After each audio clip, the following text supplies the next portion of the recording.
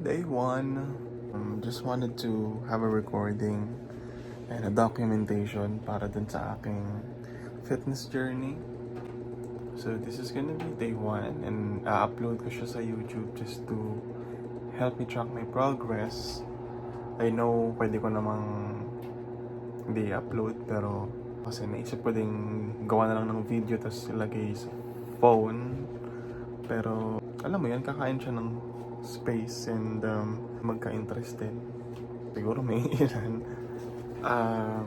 sa magiging progress ko in my fitness journey. I think good. Baka ma-inspire din sila. So I thought of sharing this. Medyo magulo yung buhok ko kasi kakagising lang. But we'll see how it works out. Now, okay. Ayan, naulan. Maglalakad sana ako ngayon. Nice. So, postpone mo ng lakad siguro mamaya na lang pag tumila yung ulan. Sa mga tao kasi lang tayo pag kumakain po cellphone, di ba? So, wala nang oras para mag-usap-usap eh.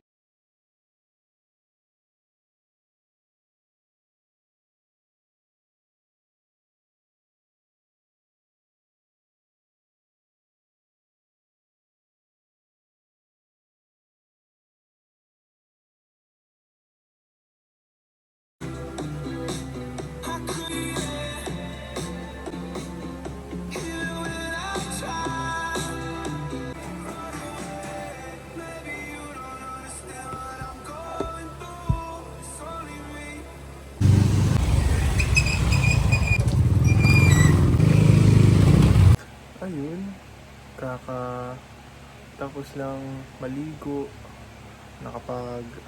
linis na rin ang bahay, and nakapag lifts na rin ng konti yung mga dumbbells ko doon for at least half an hour.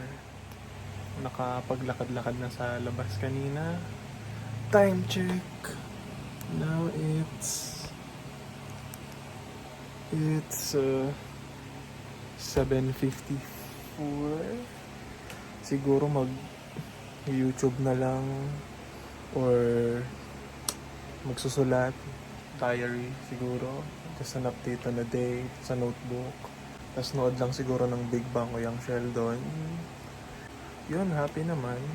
Nakapaglinis ng bahay, slight this day, nakalakad, dinner na din pala.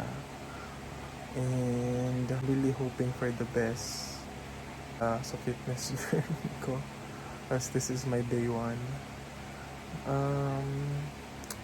And last day na din pala ng day off ko, so hoping the next few days, alam ko may oras sa trabaho na sobrang stress. Sana makayanan at maiwasang mag-stress eating. Yun kasi yung mahirap eh. Sige, mag-YouTube na lang ako.